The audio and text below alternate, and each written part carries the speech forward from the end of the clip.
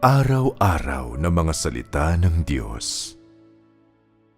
Sa gawain sa mga huling araw, ang salita ay mas makapangyarihan kaysa pagpapakita ng mga tanda at mga kababalaghan. At ang awtoridad ng salita ay nahihigitan yaong sa mga tanda at mga himala. Inilalantad ng salita ang lahat ng tiwaling disposisyon na malalim na nakabaon sa puso ng tao. Wala kang paraan para kilalanin ang mga ito sa iyong sarili lamang. Kapag ang mga ito ay naibunyag sa iyo sa pamamagitan ng salita, natural na matutuklasan mo ang mga ito. Hindi mo maitatanggi ang mga iyon at lubos kang makukumbinsi. Hindi ba ito ang awtoridad ng salita? Ito ang resultang nakamit ng kasalukuyang gawain ng salita. Sa makatuwid, ang tao ay hindi ganap na maililigtas mula sa kanyang mga kasalanan sa pamamagitan ng pagpapagaling ng sakit at pagpapalayas ng mga demonyo. At hindi rin siya magagawang ganap sa pamamagitan ng pagpapakita ng mga tanda at mga kababalaghan. Ang awtoridad upang magpagaling ng mga sakit at magpalayas ng mga demonyo ay nagbibigay lamang ng biyaya sa tao. Ngunit ang laman ng tao ay nabibilang pa rin kay Satanas at ang tiwaling makasatanas na disposisyon ay nananatili pa rin sa kalooban ng tao. Sa madaling salita, yaong hindi pa nagawang malinis ay kabilang pa rin sa kasalanan at karumihan. Tanging pagkatapos na magawang malinis ang tao sa pamamagitan ng salita na siya ay makakamit ng Diyos at magiging banal. Noong ang mga demonyo ay napalaya sa tao at siya ay natubos, ito ay nangangahulugan lamang na siya ay naagaw mula sa mga kamay ni Satanas at naibalik sa Diyos. Subalit, dahil hindi siya nalinis o nabago ng Diyos, siya ay nananatiling tiwaling tao. Sa loob ng tao ay umiiral pa rin ang karumihan, pagsalungat, at pagiging mapanghimagsik. Ang tao ay nakabalik lamang sa Diyos sa pamamagitan ng pagtubos. Ngunit wala siya ni katiting na pagkakakilala sa Diyos at may kakayahan pa ring lumaban at magtaksil sa Kanya. Bago tinubos ang tao, marami sa mga lason ni Satanas ang naitanim na sa kalooban niya at pagkatapos ng libo-libong taon na paggawang tiwali ni Satanas, nasa kanyang kalooban ang matatag na kalikasang lumalaban sa Diyos. Sa makatuwid, kapag natubos na ang tao, ito ay walang iba kundi isang kaso ng pagtubos kung saan ang tao ay binili sa mataas na halaga. Ngunit ang may lason na kalikasan sa kanyang kalooban ay hindi pa naaalis. Ang tao na lubhang nadungisan ay kailangang sumailalim sa isang pagbabago bago maging karapat-dapat na maglingkod sa Diyos. Sa pamamagitan ng gawaing ito ng paghatol at pagkastigo, lubusang malalaman ng tao ang marumi at tiwaling diwa sa kanyang sariling kalooban at magagawa niyang lubos na magbago at maging malinis. Sa ganitong paraan lamang maaaring maging karapat-dapat na bumalik ang tao sa harap ng luklukan ng Diyos. Lahat ng gawaing ginagawa sa araw na ito ay para malinis at mabago ang tao.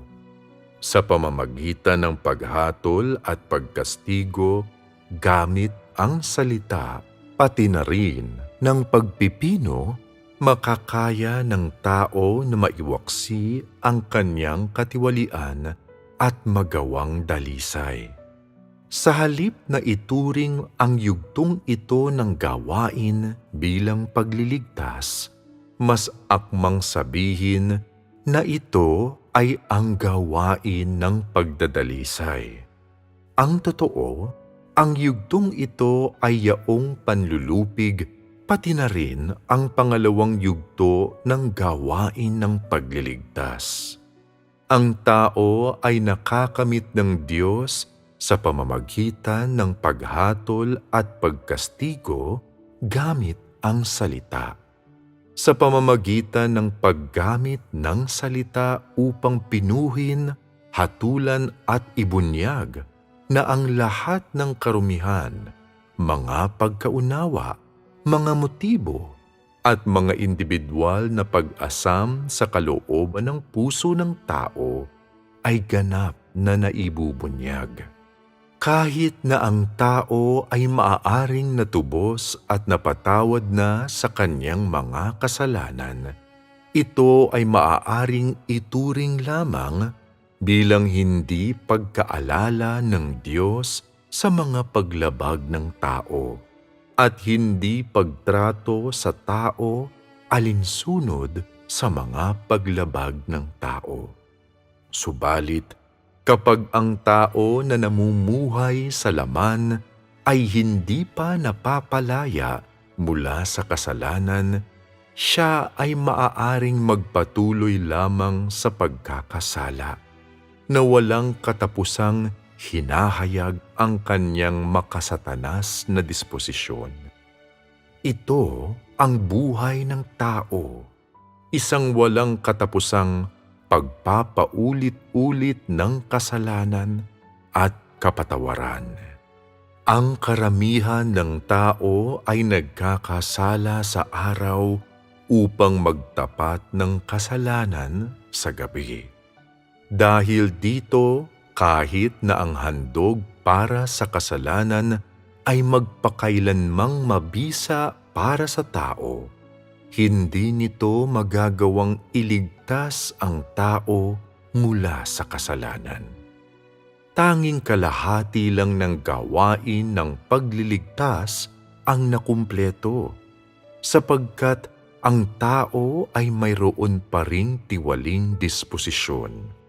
Bilang halimbawa, nang mapagtanto ng mga tao na sila ay nagmula kay Moab, naghinaing sila, hindi na hinangad ang buhay at naging lubos na negatibo. Hindi ba't ipinakikita nito na hindi pa rin nagagawang lubos na magpasakop ng sangkatauhan sa kapamahalaan ng Diyos? Hindi ba't ito ang mismong tiwaling makasatanas na disposisyon nila?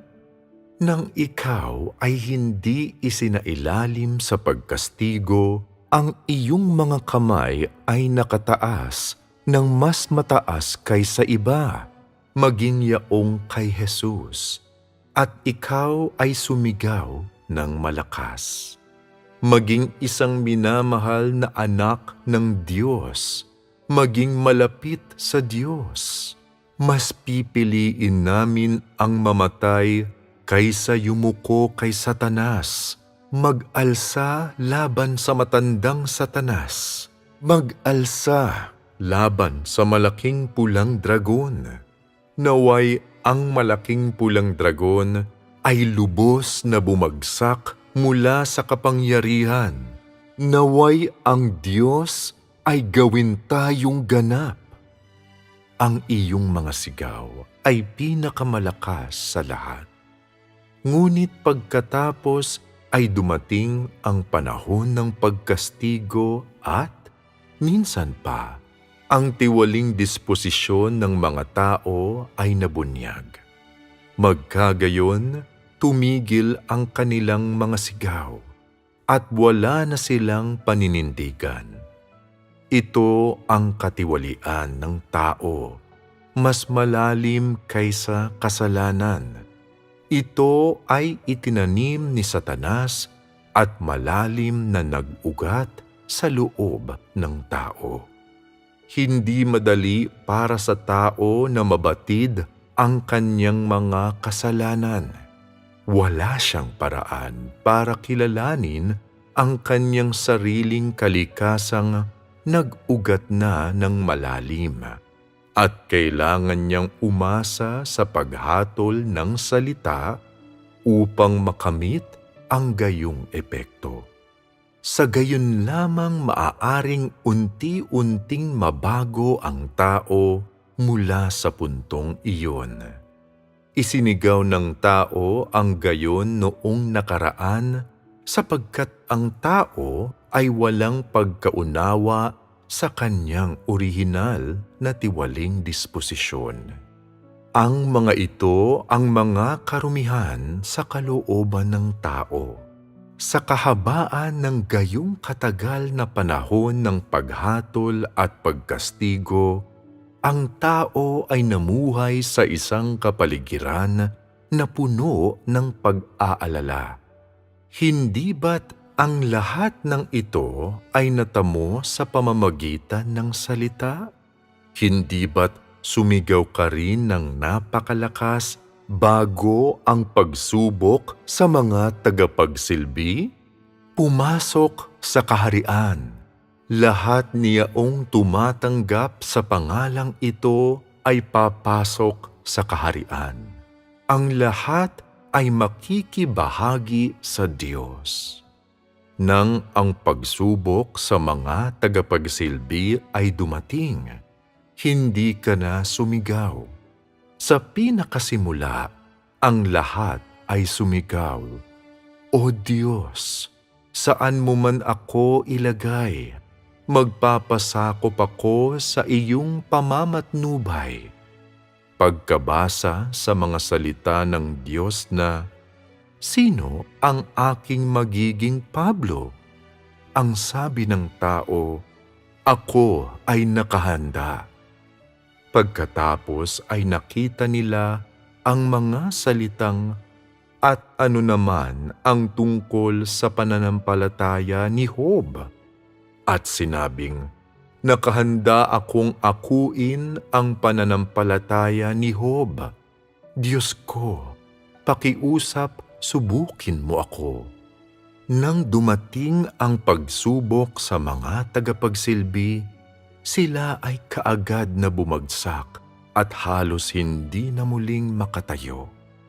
Pagkatapos noon, ang mga karumihan sa puso nila ay unti-unting nabawasan. Hindi ba ito natamo sa pamamagitan ng salita? Kaya ang inyong naranasan sa kasalukuyan ay mga resulta na natamo sa pamamagitan ng salita, na higit pang mas dakila kaysa roon sa natamo sa pamamagitan ng paggawa ng mga tanda at mga himala ni Jesus.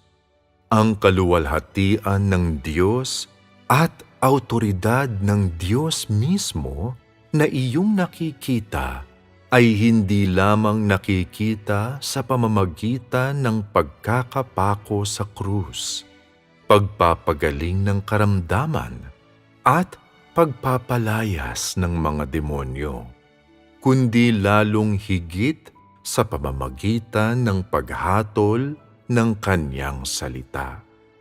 Ipinakikita nito sa iyo na hindi lamang ang paggawa ng mga tanda, pagpapagaling ng karamdaman at pagpapalayas ng mga demonyo ang awtoridad at kapangyarihan ng Diyos, kundi mas mahusay na kinakatawan ng paghatol ng salita ng Diyos ang awtoridad ng Diyos at mas nagbubunyag ito ng kanyang pagkamakapangyarihan sa lahat.